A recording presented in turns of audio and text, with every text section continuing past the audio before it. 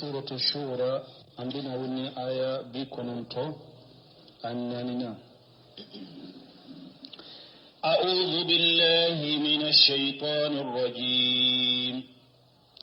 فكبكبوا فيها هم والغاوون وجنود إبليس أجمعون. بسم الله الرحمن الرحيم، والصلاة والسلام على نبينا محمد وعلى آله وأصحابه وسلم تسليما كثيرا.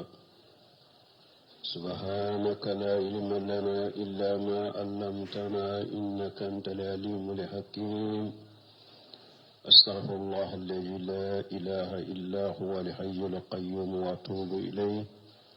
اللهم انفعنا بما علمتنا وعلمنا ما ينفعنا وزدنا علما. بكارثوية هجرية بكرة أني كمناني أني بيناني سبا شهر الجماد الآخر من هجرة سانكال ورنا بيسويني وكونتنا دي بيسويني ورنا دي ميلاد النصارى كجاتي بافلا أني مغاني فلا سانكال فلو بيسويني وكونتنا دي بيباكو جيكورني غرفلا مسجد السلام كونو. أعوذ بالله من الشيطان الرجيم فكبكبوا فيها هم والقاؤون. نهاية من فلنية فكبكبوا كبربري نغنكا أيو كبربري نغنكا هم والقاؤون أيو بربري نغنكا جهنم كونو ولوني فيليبانتيو. بنكسيري تماما كمانني آياكا أقول والمراد لنين يموني أنه ألقي بعضهم على بعض كو يفلي نغنكا جهنم كونو من الكفار وقعادتهم الذين دعوهم إلى الشرك. كافروا أنو كان يما ومنو ولي كتفلان كفياما ألاكم ملكوكا وبفلي فلي نغنكا جهنم كونو. فكبكبوا فيها هم والقاون اللذين ينندك. كافر مشركون أنو كان يما منو ولي كتم مشرك يما دي ألاكم ملكوما أيو بفلي فلي نغنكا وكونكا جهنم كونو. وجنود إبليس أجمعون أني إبليس كتل بولين بي أني إبليس كجمع بي مشركون فيلبانتون ونوكا كرامغون منو ولا كتفلان كفياما أيو بفلي نغنكا كو بري نغنكا كو فيلي كونكا جهنم كونو كو دادا نغنكا نو يجمع كونو فيلي مانا نيما أني منو ولا لك كتفلان كفياما ودو فولو دي بفلي. okofe kalande munun tuule mbulu la wu fana filu luka okofe munun dana wulu fana wu fana filu beka fu beka tanyo soro jannaba kono ayo filu nyon ka jannaba kono nin chogola uni ibulisa ka jamabe abe ayo be filu jannaba kono ku be dada nyon ka ku filu kun kai قالوا وهم فيها يختصمون تالله إن كنا لفي ضلال مبين. أبيك لك وإن ربك له العزيز الرحيم. إذ نسويكم برب العالمين وما أضلنا إلا المجرمون فما لنا من الشافعين ولصديق حميم فلو أن لنا كرة فنكون من المؤمنين إن في ذلك لآية وما كان أكثرهم مؤمنين وإن ربك لهو العزيز الرحيم. قالوا وهم فيها يقتسمون musriku ni kafiru ko jahannaba kono o yasoro baki ka ñugon jaabi ka keleke jahannaba kono ay yaqulu du'afa lillazina istakbaru mogol la fulen ko yere bonya bagawuma mana kofe mogo ko ñefo mogowuma kalandiw ko karamogowuma qalu wahum fiha yaqtasimun uko ube jahannaba kono bake ka kuma sagi ñogoma ka keleke jahannaba kono kalandiw ko karamogowuma mogol la fulen ko mogo bawuma tallahi ankalnani alay in kunna la fi dalali mubin ambe tumbe filila filimin bangalendo antumbe jiya kono wakati mide ande tumbe filila filimin bangalendo iji musawiku bi rabbil alamin tumami awni anye awni ala kekelenya ande tumbe filila jiya kono tumami awni anye awni ala danfen be tigi ala anye awni ala de kekelenya donc awni minke kante jiya kono de ande tumbe fili bangalenga kawni ala dala kelen idu nusawikum bi rabbil alamin ay nijalu amrakum yuta kama yuta amru rabbil alamin parce que jiya kono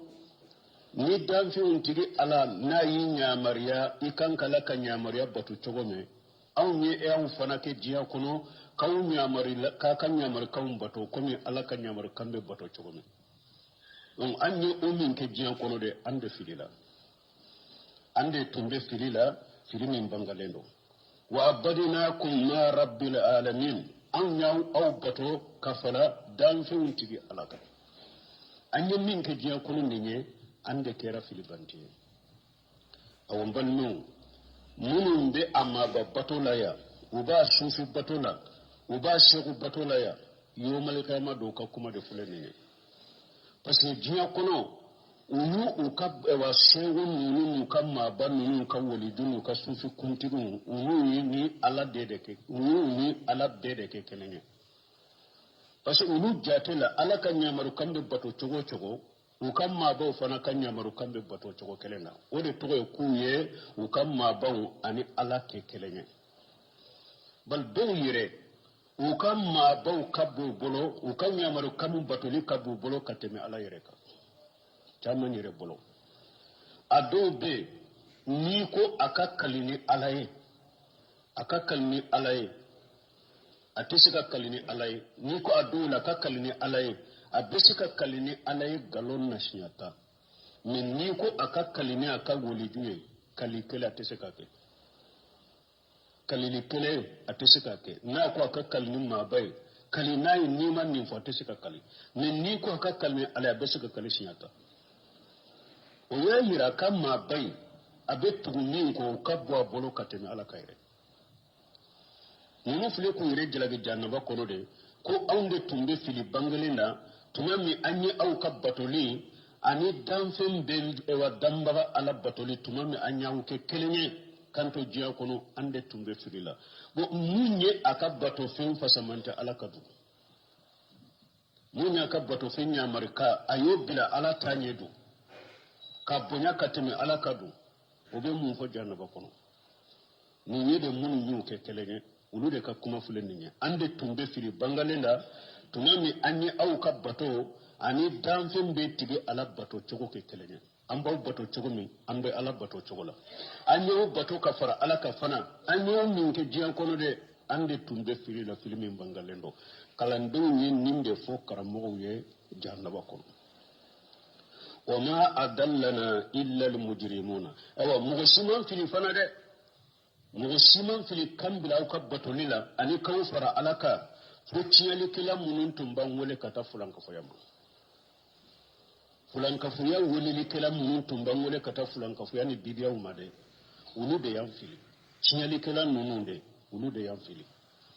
ngodi ya tumbal mutumami wa anna haja sirati mustaqima fattabi'u wa la tattabi'u subula fatafarraqa bikum an sabili tumami chiren tumbeni ayat tawshiranye abdullah bin mas'ud ka risala ayat tere jando kite atilele chiren ko ninde fule ala kasiratilele ayetri mise ndo ci tere bayin kinila ana numa awa ko nunu de fule sira mise nunu ni sira mise ni kelen kele be ko hadamadin shaytani do jole mba kunna nabe mo wole katama ni mushrikiya wole kele bagawe ani bidiya kuntibuye awa kalandu mugolla fule ko de fo jahannaba kuno ko foy man fili de fo tiyeli kala nunu ay ma da'ana ila zalika illa al mujrimin anya kabbato limin ke kamu alake kelenye jiya kuno kaw bato ka fara alaka foy man wole katama fo tiyeli kala de yan wole katama anya ke fama lana min safiin bi dele kala sitambulo ya bi mo si de tambolo ya danfe si de te ya bi min be sika sunyali donke awnye parce que mo ne fulanka fuya kumba basira qiyama keneka ini kafira kumba basira qiyama keneka ini munafiqa kumba basira qiyama keneka sunyali don munun be ke qiyama sunyali don te ke nunun timuye la tanfahum safa'atu safina dalile kala sika dalile ulum nafa sunyali don ba sika sunyali don te ulum nafa wode ya to yire ya foni aya kono faman lana min safiina bi dalile kala tambolo ya sunyali don ba tambolo ya bi yire ya nifo wala sadiqin hamim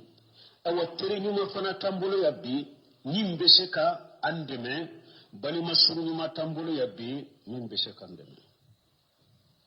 sadiq hamim qatada tuko يعلمون والله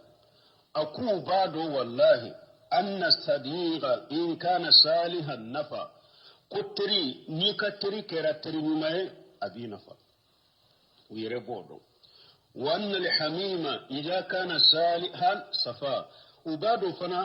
كافون نيكبالي مصروفنا كرا نمائي أبي سنيري دونكي ودياتو يافو ko bi fiyama kene kaya jahannaba kono ya terinyuma ta ambolo ya bi min be se kan nafa kan deme bali masruma ta ambolo ya bi min be se ka dalil kan ni wireni ko falau anna lana karratan nisagelitum beke awye kata jiya kono fanakuna min almu'minina am fanatum be fara mu'minu de ka ambe palom minna kawfara alakade kaw kabbato ni alaka bato ke kelenye kaw bato ka fara alaka ni ala tumba ke anye nande sagi kata jiya kono ande fara mu'minu kay am fana be ke tawhidi tugo yede ka ala kelimpo bato anto fu fara alaka anta aw fara alaka anta bato ka fara alaka anta awni alaka kelenye yede janku ka fa samanta ka timi alaka ni sageli tumbe kanye aw alako inna fi zalika la ayata aw alako tamasibin ni nare taman shibin minna maho kelen ni ben limaniya ka ibe mu'miniya nunanka taman shibin minna ka iri lai kasabati kan limaniya ka ko ode yi cinyaye ode kishi lahara taman shibin minna fanan mushriki kelen bidiya maho kelen kafo an be je minna mushrikiya je minna ko yomal kama do be kele jahannaba kono abi bidiya je minna yomal kama do abe kele jahannaba kono ni nyeta manse kayira wala abe mushriki jemina bo mushriku ko bo seru ko bo maba ko mungu yerete wole juni sufi kuntigu ye ebe sujudu biuye ebe kulunkulu koro ebe wuni makado koro awa ni nyeta manse ku ko bilade depuis jiya kullo ya ko bilade ni ko bilajiya kullo yo malika ma do iba nata ika sage kana je ko bila obe soro wote soro awa hari ala ko kanna geleya ka kanna gelenu ka bambanta kam hari ne ala to yu sage kana je ko be sago ko kelendela tanke kanna geleya min be mushriki bolo kanna geleya min be bidia mo bolo kanna geleya min be la da jugutigi bolo la wurdu la adu limanuhu anhu ala ko hari ne ala yu sage kana je kono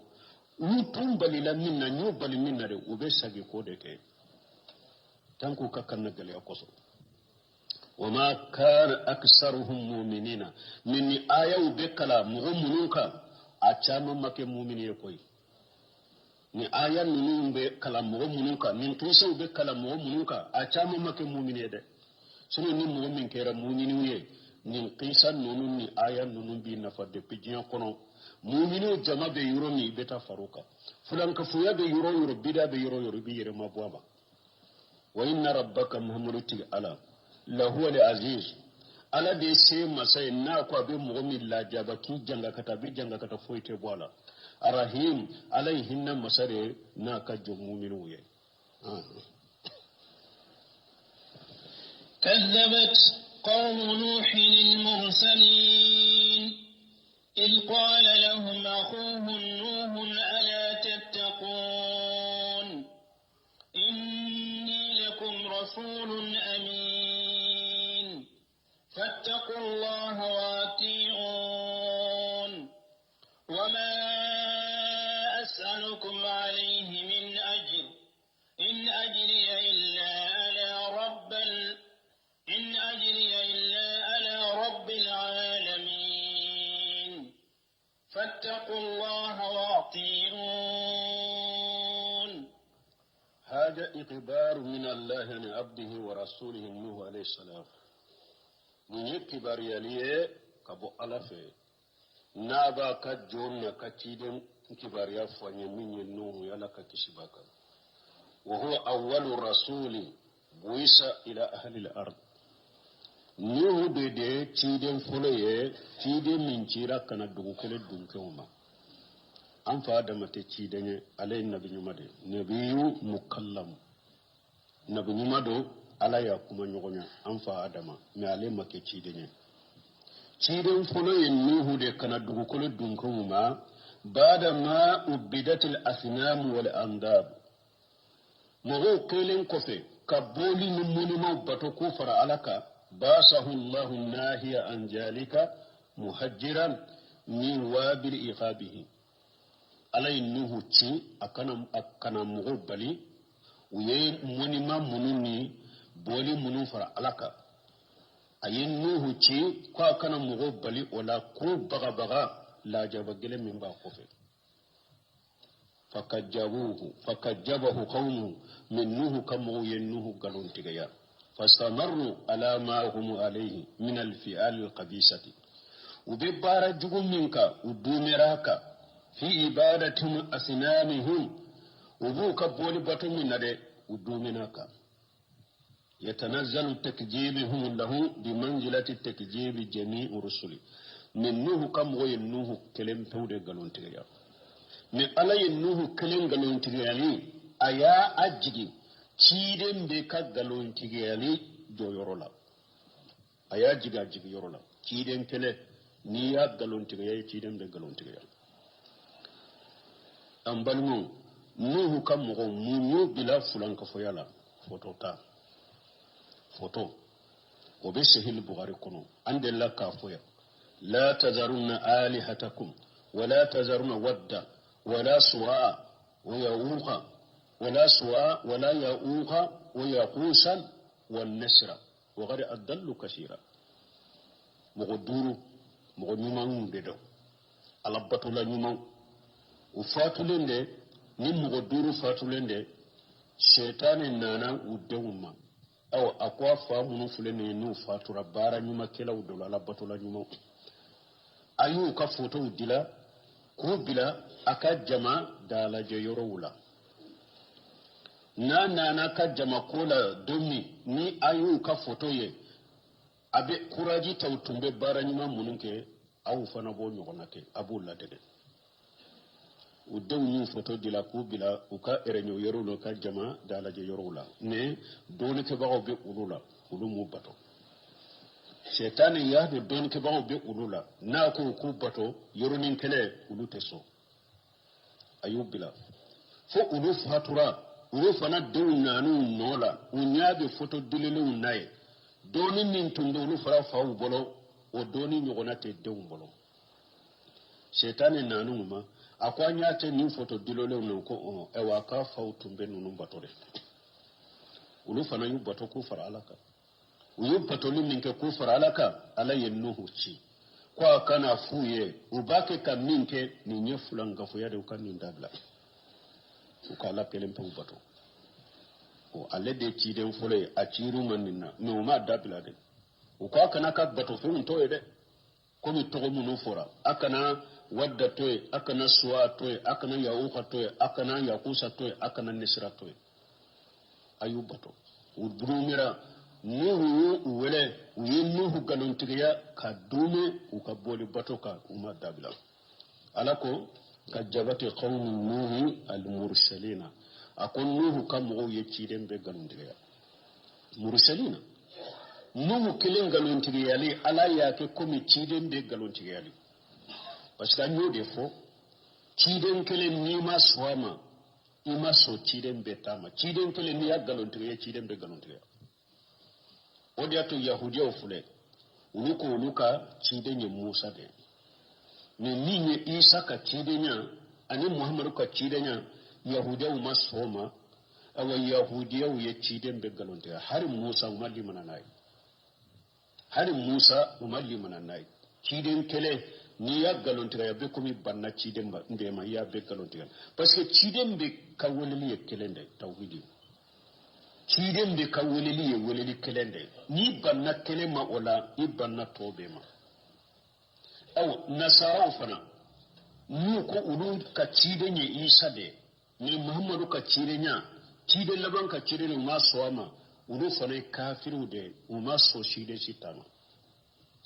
ala ko ye ciden be de galontiga haru ye isa galontiga ciden kele ni ma sowama ye ciden be galontiga ala fule ko de foya kajabati qawmi nuhi al-mursalina nuha kamo ye ciden be galontiga ili qala lahum aquhum nuhu tumamu ukabbal makke kuma minye nuhu ye ala tattaqun aw ben min boli bato min awte siralanye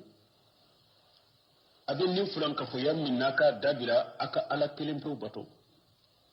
inni lakum rasulu amin awanni awma ciden de ye ciden min fana ni dana ya mado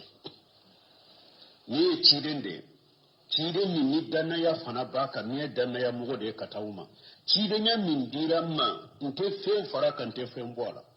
nte foyi fo awye fana ni manya maria kon ka fe min fo awye nyamara ni kin ka fe wo fe fo awye fana nta foyi toye ciden min ye dana ya maye wa ciden de yenne kana awma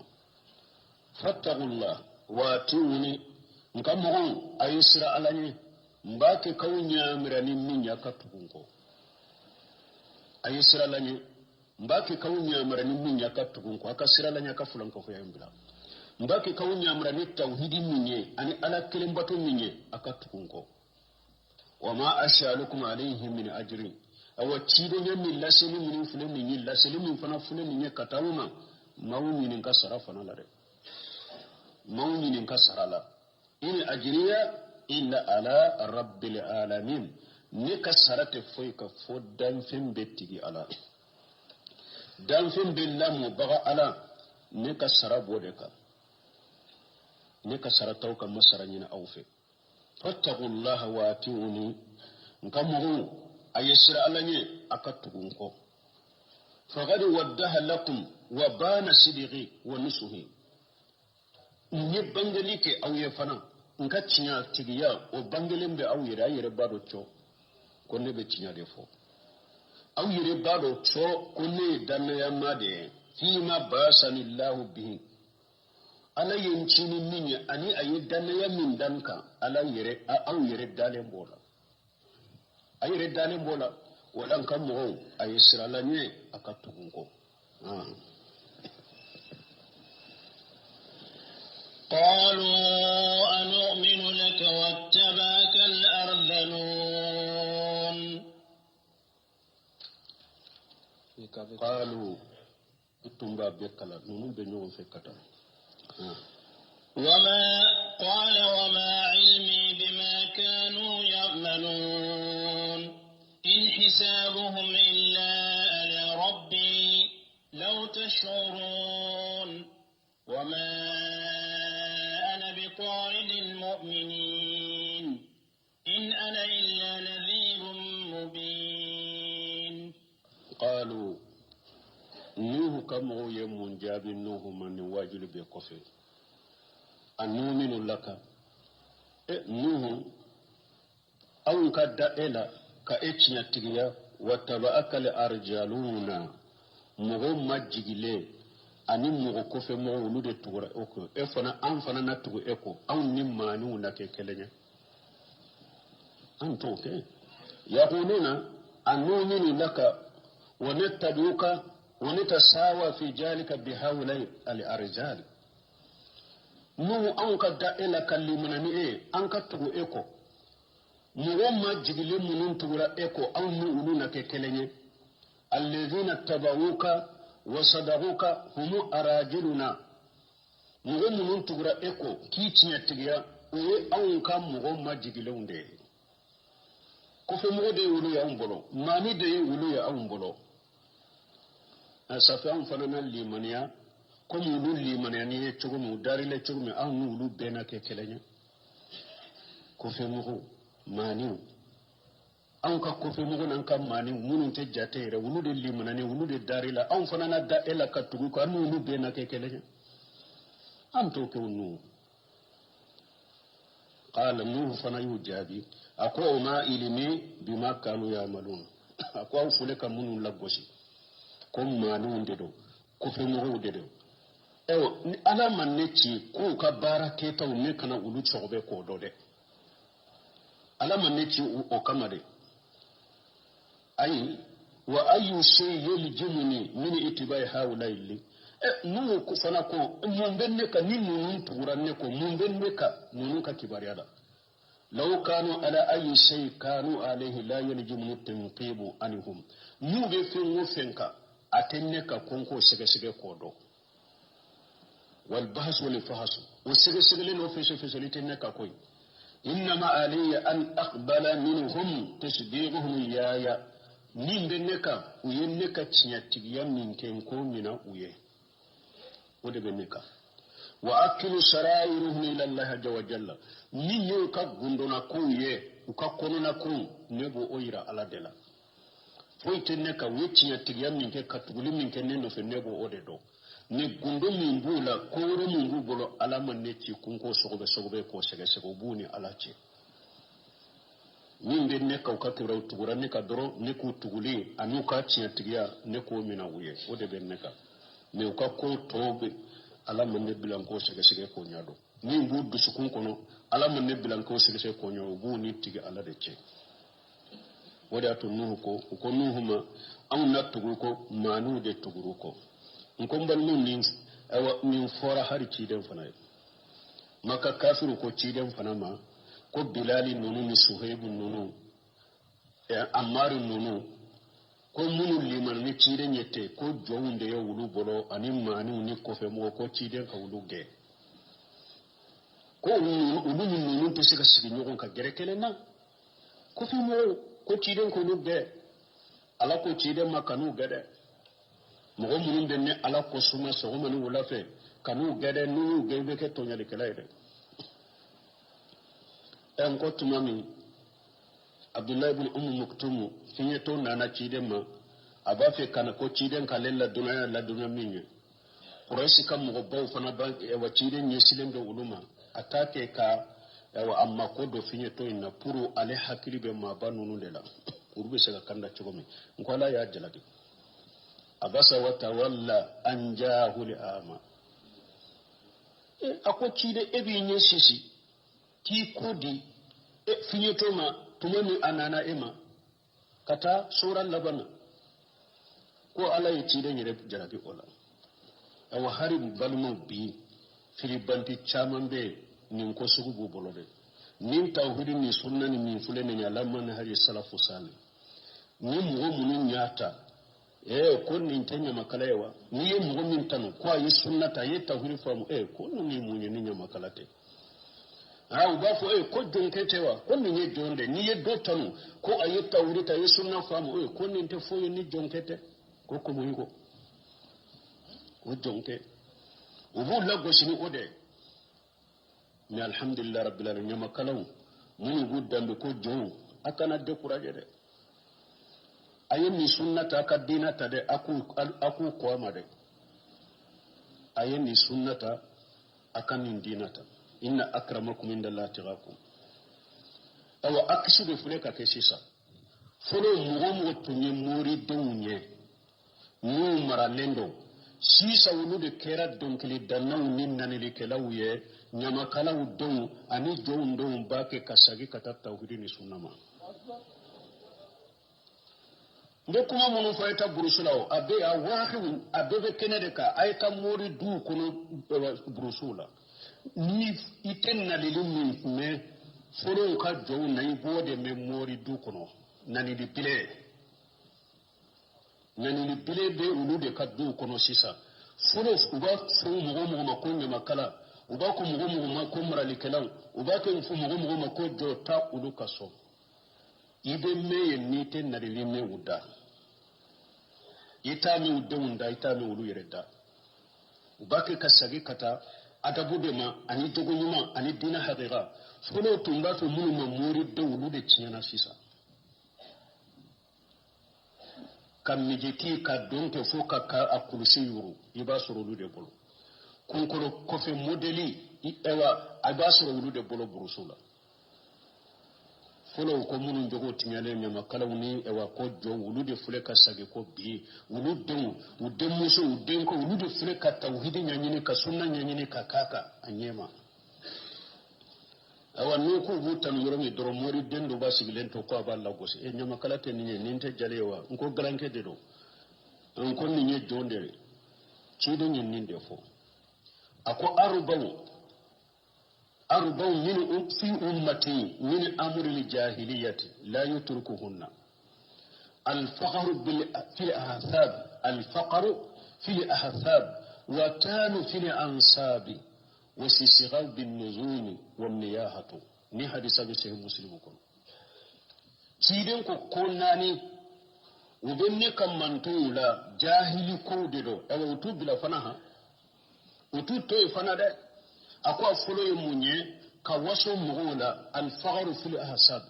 ande mori donye an kam mo ke tumbete an fakoro tumbete ande mori donye ande almami donye ngo kiri tumbete ganga sokono ubeta waso ni nununde al faqru fil ahsab kata waso ni dambe uye watalu fil ansab kata doka dambe sapute ninye munye ni jalete ninye munye ni makalate ninye munye ni jonte watanu fil ansab kam mo kaddam bella bosi ka safute kiren ko jahili barade do abale kam manto bolo fu tabila fulon ha o tabila kunye muni yala kiren Allah daga dewa manu ka jahilan ka kannagilanu ka bambanta koso uta dabila sabano isi sigaw bin nujum be sanji natini dolo we nin dolo masina na bora sama ya benya nin dolo masina na bora sama ya tenya nin dolo masina na boro de jifule ninya akunnani na niyahatu ni banni kera so banna umuso be kasin ninke ka kulo minke jahil jogo de nunu be ciden go ka kuba kan mantonla ube ute inna akramakum indallahi atqakum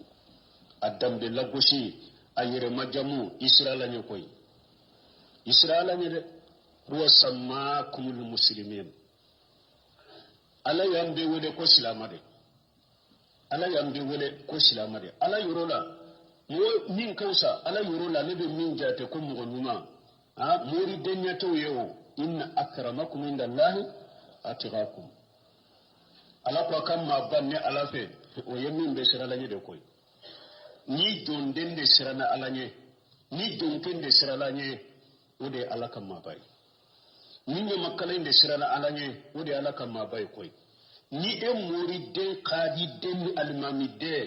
ni ima sira ala nye ala kam mani e ede mani e ede koy inin te sira ala nye ibannaka nin tawhidita cho ibannaka ni sunnata cho ibannaka ni salafu tabulo ta cho ede mani e nama kala demmi nyata don demmi nyata ode ma bay ala kanu demu baka fana mo muskila kelen buka jamana kuno ambe ala deli ni tawhidi ni sunna ni salafiya famu fana be bo uka nama kala demmi fule bi na ye tawhidi ni sunnata na yere ka kabila mo wote ate mo soro min ba fu ode gumbuka koy atem mo so min ba furu ko nyama kala diro iba sura ne ka kabila be fana min nyana ka tawhid ni sunnata kuma ne ka nyogo akadogo o de gumbe musomauka ukam musomau de tawhid ta ka sunnata la fahm salaf salih mba fi ka furu sunna mo dina tigide ma ni iba sura ka kabila ko min kera kuma le fana nyogo akadogo a cema dobe nyama kalawla wemun da mi ko do aye tawhid fam aya sunna fam ala fahm salaf salih ale ka nyogo nasoro uka kabila la kuni nyimba le kuna le togo kafuru aka gelama kabila wure ta tese ka nyine jonden tewa ambe ala de la ka boda ku yene yorola ala ka jamana la famu ka boda ku yene yorola nin kana udde projet de aye ka tawhid ta ka sunnata la fahm salafu salih muride mat tawhid ni sunnata jiya aba sanfe lagara aba ko arjanna la awon te sigi ko nyi muride albani yode fo ako arabun nasun de kausa ni kabila be har na le albaniya na le tarabu ya arabu ko ni de kausa jiya kan nasun be ni ale be alatanu ana muslimu ale be alatanu le islam ade ni wotabali ako arabu de kausa jiya kan nasun be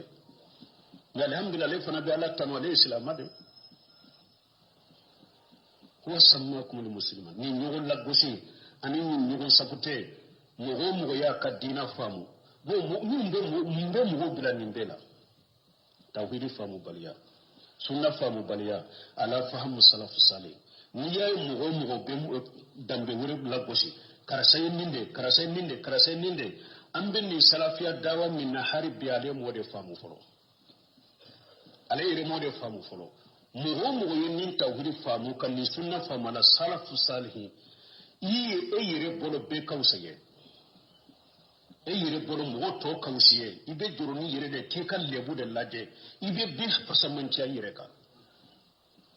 ala bi ka fasamanti ira mo wore wudela me yire bolo be kawsa ne de me niya har bebe sigi yire tanu ni mo jamuni kabla majamuni kabla tanu ko bi mo wore ka kabla sabte kala gosi tawhidi ma famu bolo ima sunna famu ima misrafiya famu yi dambi kata maduri ba ala mo to no fe ala kan kisi kantanga nuhu kuma tunani yenni fo nuhu ko chogoduma ako qala wa ma ilmi bima kanu ya'malun akaw ba fu mun mamma ni ko fe mo o be bara mun ke o donin tene bolo de o ka bara ke taw donin tene bolo ala mi ne blan ku fese fana min de neka yelli man yamin ke ka danila doro ne bode mina wuye ku mina ndowde do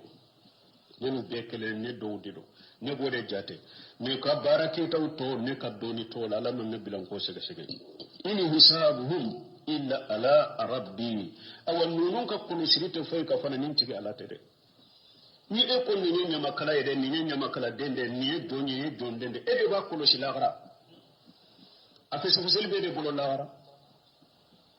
ini hisabuhum illa ala rabbi nunun ka kunu sirite fay ka fonin tigi ala te law tasuruna na yasuru abin nindo na yasuru abin nin kalama ata fuma ko mani na yasuru abin nin kalama ko ka ko be ala de bolo ka kurusiri be ala de bolo ate auka na yasuru au subilin bola bodo ata fu nunu ma ko mani atu la gosi wama ana bitaridil mu'minin wa bekomi utunya nyini nuhu feere ja kwa kuge utunya nyini nuhu fe ko mani nunu ko fe mo nunu ko nuhu kuge aw nuhu ko akon nete mu'minin nunu ma ana bitaridil mu'minina mu'minin nunu netu gede iman nuhu ye ama fom de nete mani nunu ge mani utewo mu'minu وما أنا بتارد المؤمنين أقول لك المؤمنين من كده كأنهم سالوا منه أن يبعدهم عنه ويتابعوه أبيكم يعني منه في قوة أكن مباير لا كونوا كتباكم فأبى عليهم ذلك نوح بنا ولا أبرو أبيكم يعني منه في ulu ko munu ma kofe mo ni manu de ko ulu de ulu ka se ka tuwa ko nuhu bannauma amasoma wa qala nuhu ko wa ma ana bitaridil mu'minina awa mu'minin nunu netu gada nunu nye mu'minu de aw be mani ya mi fo nunu de mani yo koy nunu nye mu'minu de netu de ini ana illa nazirun mubin awa nete fo yala man ne chini fo ye fo bagbali faman atani wa tabani wa sadaqani kana minni wa kuntu minhu amai ni mo min turanne ko mo min ne bato a turanne ko ayen ne tinya tigiya kana minni wa kuntu minhu ne alede ne kana min ale ne doye ne ya ale doye nabi nyuma ulu ko munu mamani de munu ko aleye ulu de ulu yale neni munu de koy munu ne tigetiya munu turanne ko munu ne bato ulu ne de ulu ye sawan kana sarifan aw wadiyan jalilan aw haqira min kera muabbaye sawo atik min kera ma jiglende sawo min kera ma bonyale min kera ma jasile ni sawo min turanne ko ni ko ne bo ede do eye ne yiye ma badende lima ma bado de lima ni ne wo abede kale ne yiye mo min fana do mo bono mo jasile do mani do ni o de dara ne la katune ko ne de ye oye ale de ne be ninde do bali mo dina ye dina de am fana bo to de la koy ni mo ko ni sunna ikon ni tawhidi ani sunna la man hadi salaf sali kenya makala denye ke jondenye aw ye aw nye aw de ninde do ni kera muri de fasiqiya anni tanyondo muri de bidiya tigi biyamu muri de mushriki muri de munafiqi muri de lada jugu tigi anti ye itanye anti nyugo nyere anti nyugo inshallah anti ye antanye alaka hatu mandama قالوا لئن لم تنته يا نوح لتكونن من المرجومين قال رب إن قومي كذبون فافتح بيني وبينهم فتحا ونجني ومن معي من المؤمنين فأنجاه ومن معه في الفلك المشحون ثم أغرقنا بعض الباقين إن في ذلك لآية وما كان أكثرهم مؤمنين وإن ربك لهو العزيز الرحيم تمام النور لنا أكم عوتنا أباك كوولي سوني تلي بندو أني بندي أباك كوولي ولي كوكا درو كوولي وغاتي بدرو ودوميرا uka kafiriya ka kageleya uka kafiriya ka ulaba uya yelema munna fangani kele dese bagato be ni a desera ka huja joy ka delila wala deseri la pew abebe kele bambali de ta ki segere aya faga aya ge danga de do o de be ta ki segere o de pifolo de o ni mugo ko ni desera huja la duraba yelema minna kele de do qalu tumami nuhu guwele hujata ulu bolo nube saka huja jo nuhu la lede bake ka huja be joka ubanna udumiro ka mushrikanu ka kafira ka kolla bankera munye qalu la illam tantahi ya nuhu aw ukun nuhu ifule minna konka ala kelemtu bato ambe bato fe munu batanku dabila kala kelemtu bato niwe nin kuma min ni bake ka fo nima dabila la takunanna min al marjumina ibeke mogoye mogo min nambe kaba kuru fili la kifaga ambi boni kaba kuru kifaga ni man nin dabila ambi boni kaba kuru ye kifaga ay lam tantai ay anda watika yana ila dinika ya nuhu iban ka welele min ke katika dinama نيما دابلا لتكونن من المرجومين لنرجمنك فإن ذلك دا عليهم أو يكون نيما دابلا بكبا كرو في لكي فرا أكتمامي نفنا كيرا نوح فنا يادو سيسا كوبي الله لمنا كندتين نونو حكريلا na de ko nka faga de afana ye udanga dalihum afana ye udanga ala ya kadanga min afana qala rabbi akunti ala inna qaumi kajabuni kam mo yingalon tere yade fa aftaha bayni wa bainahum fataha ala yere ka kiri tige nuche yere ka kiri tige nuche de ونانا آية وركنا لكم فدا ربه أني مغلوب فانتصر آيات تجي على آية ولا كون تجي على أو نكوني وسيرا نما ندسر ولا ندمن أو على نانا ندمن ني آية كونو أكويا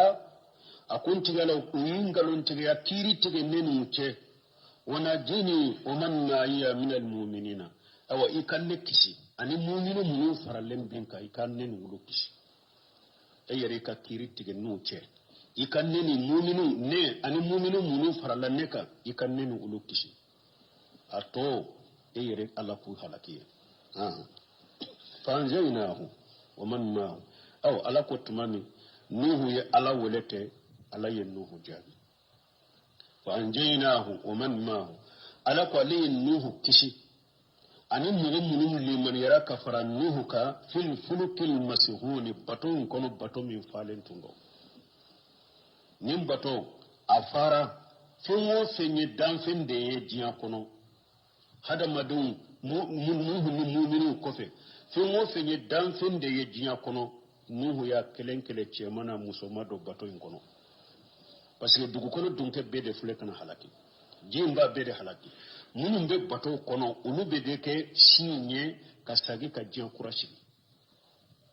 oda to kun nuhuma abul basari sani ko adama don ka fa fulana an fa foloye adama fulana no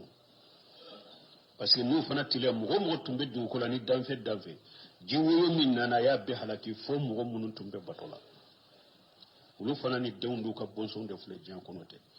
oda to la ko bato fale oji dugu kolo be ji point sankaba be jijigi fo ji fula tarabe sanni dugu che dan fen da fe tumbe jian kono fe mo fen tunte bato in kono be halakira ala ya be to ji kono mununu faralen tumbe nuhuka ani aye dan fe munun kelen e fula do ulu de shi fule jian kono sisa ulu de jian kuraini wode ato imam na malikiye ta manse do tanin kuluna ako as-sunnatu ka-safinati nuh man rakibaha naja wa man lam yarkibha halaka imam na malik rahimahullah ako nuh ewa ciden ka sunna min fulani nye ako abe ko min nuh ka kurun ako nuh ka wakati mu'minun do na kurun kono mo yele la kurun ka ko be kisra mo ma yele kurun ka ko be halakira awa ko sunna bo chogode la ni do na chiden ka sunna la ikisra akoni mu ma do chiden ka sunna kono ibe halaki aya misaliyata nuhu ka kuruina kitabu min be ko hiliyatul awliya li abu nu'aymi na be kuma don ke ba munun ni salafu munun tabina na kuma na maliki ka aba aka kuma min fuleninya aba foye ako chiden ka sunna be ko nuhu ka kurbe idon na la ikisra ni ma do la be halaki ثم أخرقنا بعض الباغين نوح أني من لمن يراي ونك سجن كفين على كتونو نيا بحلقي بعض ثم أخرقنا بعض سأقولنا وكفين علي حلقي لك نوح ني أكم مؤمنو كسجن كفين ني علي حلقي لك الباقين مغو تورا جينا كنو دوغو كلو كنا بحلقي نوح ني كسجن كفين نيا تو بحلقي inna fi jalika la ayata alako min fulen ninye nuhu na kam mo kisi chogo min fulen ninye ta man sebe ninna mu'mini beye ka fonni e ala de ta illi manani ala ye ko ala biddeme ala bi kisire taman se do ni na mushriki be fanaye ka fo ni na nin dina nyumanta ka tugu nabi nyumo ko ka tugu tawhid ko ka tugu sunna ko ni halaki nanati toy وما كان أكثرهم مؤمنين من كيسا كلام بغا تشاما وما كان مؤمنين من كيسا كلام بغا تشاما وما كان مؤمنين وإن ربك لهو العزيز ما مريد تري ala yeshe masani kenye masana ko abe aka jo bara jugo kila mi halaki abi halaki foi te bola rahim alai hinna masade aka jo mu'mini kishirila سبحانك اللهم ربنا بحمدك أشهد أن لا إله إلا أنت أستغفرك وأتوب إليك. تفسير سورة الشورى عندنا وني آية بكونمتو أننا أعوذ بالله من الشيطان الرجيم فكبكبوا فيها هم والغاوون وجنود إبليس أجمعون. بسم الله الرحمن الرحيم والصلاة والسلام على نبينا محمد وعلى آله وأصحابه وسلم تسليما كثيرا.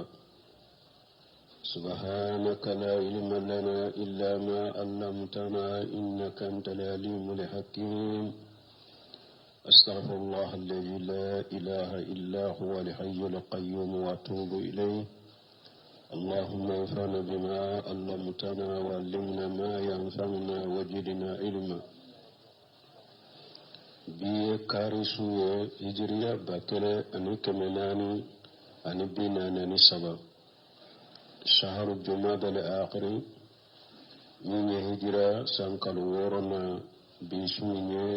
okonontonade bisunye woronade meiladi nasaraw ka jate bafula ani mugani fula sankalu folo bisunye okonontonade bako jikorni burafula masjid salamu kono. أعوذ بالله من الشيطان الرجيم فكبكبوا فيها هم والقاؤون. نهاية من فلنية فكبكبوا كبربري نغنكا أيو كبربري نغنكا هم والقاؤون أيو بربري نغن كجهنم كنو ونمي فيلبانتو بنكسيري تمام يكمنني آياكا أكون والمراد لنين يموني أنه ألقي بعضهم على بعض كو يفيل نغن كجهنم كنو من الكفار وقعادتهم الذين دعوهم إلى الشرك كافروا anu kanyema munu nyu wele kata flanka fuyama ala ko malikaw ka ubbe fili nyogon ka jahannaba kono fa kubitubu fiha hum wal qawna lanyine ninde kafiru mushriku anu kanyema munu nyu wele kata mushrikiya made ala ko malikaw ma ayu be fili nyogon ka ukun ka jahannaba kono wa junudu iblisa ajmaun ani ibulisa ka kele bolimbe ani ibulisa ka jamabe mushrikun filibantu unu ka karamogo munu nyu wole kata fulan ka foyama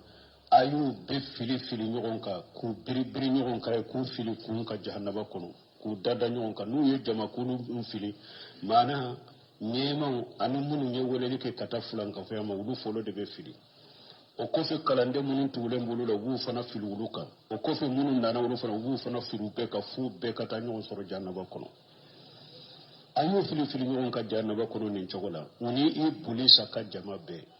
abe ayo be fili jannaba kono ku be dada nyon ka ku fili kun kai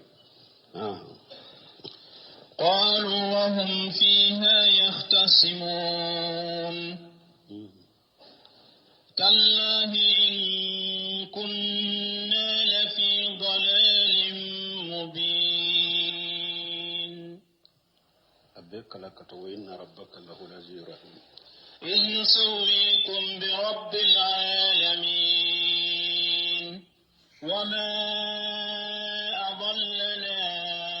إلا المجرمون فما لنا من الشافعين ولصديق حميم فلو أن لنا كرة فنكون من المؤمنين